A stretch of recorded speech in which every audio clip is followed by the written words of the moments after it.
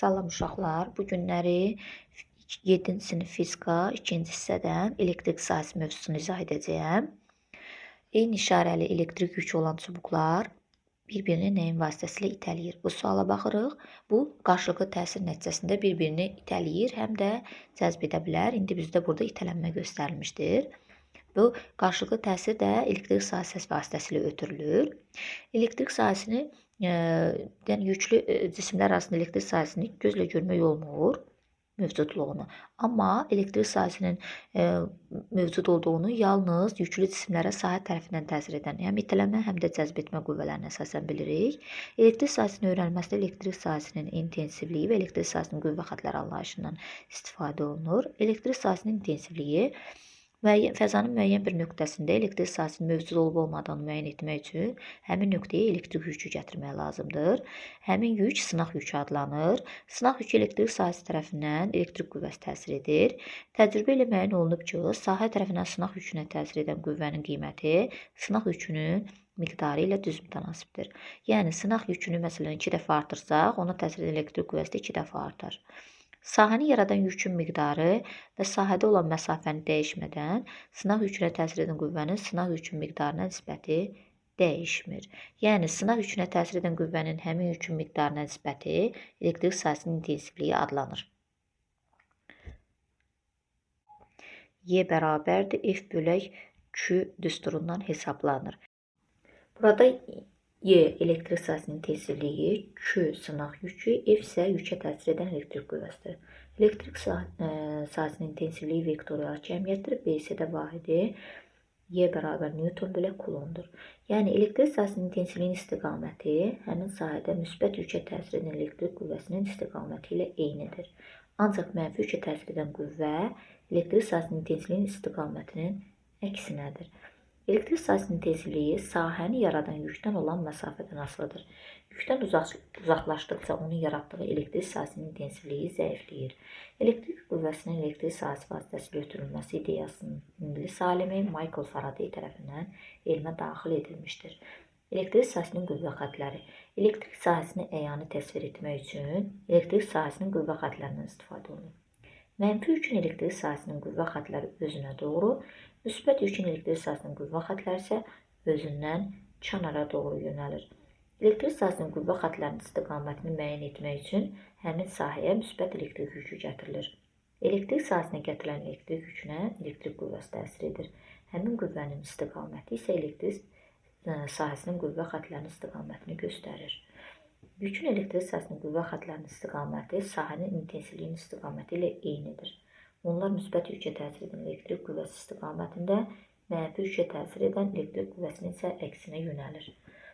Araşdırmaya baxaq. Mənfi yüklü cismin yaratdığı elektrik sahəsinin intensivliyinin istiqaməti. İşin gedişi. Təsvir olunmuş mənfi yüklü cismin şəklini dəftərinizə çəkin. İkinci, cismin ətrafında şəkildə kimi bir neçə müsbət yük və bu yüklərə təsir edən elektrik qüvvəsinin istiqamətini oxlarla göstərin. Üçüncü, cismin ətrafında mənfi yüklər çəkin və bu yüklərə təsir edən elektrik qüvvəsinin istiqamətini oxlarla göstərin. Müzakirə. Cismin ətrafındakı müsbət yüklərə təsir edən elektrik qüvvəsinin istiqaməti cismin elektrik sahəsinin intensivliyinin istiqaməti ilə eynidirmi? Bəli. Müsbət yükə təsir edən elektrik qüvvəsinin istiqaməti cismin elektrik sahəsinin intensivliyinin istiqaməti ilə eynidir. İkinci, cismin ətrafındakı mənfi yüklərə təsir edən elektrik qüvvəsinin istiqaməti cismin elektrik sahəsinin intensivliyinin istiqaməti ilə eynidirmi? Xeyr. Cismin ətrafında mənfi yükə təsir edən elektrik qüvvəsinin istiqaməti cismin elektrik sahəsinin intensivliyinin istiqaməti ilə əks istiqamətlidir. Müsbət və mənfi yüklü cismin ətrafında çoxlu sayda müsbət yük təsvir etməklə onlara təsir edən elektrik qüvvələrinə əsasən elektrik sahəsinin qüvvə xətlərini çəkmək olar. Bu, həm də elektrik sahəsinin intensivliyinin istiqamətidir. Deməli, müsbət yükə təsir edən elektrik qüvvəsinin istiqaməti həm də müsbət yükün elektrik sahəsinin qüvvə xətləridir. Yəni, intensivliyin istiqamətidir. Müsbət yükdən çıxır. Müsbət yükə təsir edən, yenə şəkillərə baxın, burada şəkil 6, şəkil 7-də müsbət yükə təsir edən elektrik qüvvəsinin qiyməti, sonra müsbət yükə təsir edən elektrik qüvvəsinin istiqaməti, mənfi yükə elektrik qüvvəsinin qüvvə xətləri, mənfi yükün elektrik sahəsinin intensivliyi. Yəni, intensivlik qüvvə xətləri eyni bir şeydir. istiqamətləri də göstərilir. Mənfi yükə daxil olur, intensivliyin istiqaməti. Müsbət yükdənsə çıxır. Yəni qüvvə xətləri və yaxud intensivliyin istiqaməti. Müsbət yükdən çıxır, oxlar mənfi yükə isə daxil olur. Sual: şəkildə Q0 yükü və bu yükün yaratdığı elektrik sahəsində Q sınaq yükü təsvir olunmuşdur. Yüklər arasında məsafə sabit qalmaqla sınaq yükünün miqdarı 3 dəfə artarsa, ona təsir edən elektrik qüvvəsi neçə dəfə artar? Biz bilirik ki, elektrik sahəsinin intensivliyi düsturundan istifadə etsək, Y bərabərdir F bölü Q. İntensivlik dəyişmir, sınaq yükündən asılı deyil, qüvvə də Q ilə düz mütənasibdir. F bərabərdir Q-yə. Deməli, yük 3 dəfə artırsa, qüvvə də 3 dəfə artacaq. Növbəti, düşün, müzakirə et, paylaş. Yüklü cismin elektrik sahəsinin intensivliyi həmin sahəyə gətirilən sınaq yükündən asılıdırmı? Xeyr. Elektrik sahəsinin intensivliyi həmin sahəyə gətirilən sınaq yükündən asılı deyil. Öyrəndiklərinizi tətbiq edin. Birinci, şəkildə təsvir olunduğu kimi Q yükü Q0 yükünün elektrik sahəsində yerləşdirilib. Q0 yükü tərəfindən Q yükünə təsir edən elektrik qüvvəsinin istiqamətini tapın. Q yükünün yerləşdiyi nöqtədə Q0 yükünün elektrik sahəsinin intensivliyi hansı istiqamətdə yönəlib? Biz bilirik ki, elektrik qüvvəsinin istiqamətini tapanda mənfi yükdən qüvvənin istiqaməti mənfi yük olanda əksinə olur. Mənfi yük bir-birini itələyir, ona görə də mənfi yükdən çıxır. Amma Q0 yükünün elektrik sahəsinin intensivliyində isə mənfi yükə, intensivlik xətləri, qüvvə xətləri mənfi yükə daxil olur. İkinci, şəkildə yüklü cismin elektrik sahə xətləri təsvir olunmuşdur. Onun yükünün işarəsini müəyyən edin. Elektrik sahəsinin qüvvə xətlərinin istiqamətinin müəyyən olması şərtindən istifadə edərək cavabınızı əsaslandırın.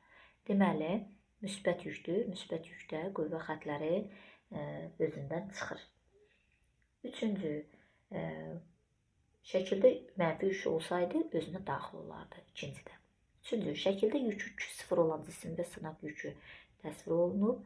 Sınaq yükünün miqdarını 5 dəfə artırsaq, onun olduğu nöqtədə Q0 yükünün elektrik sahəsinin intensivliyi dəyişərmi?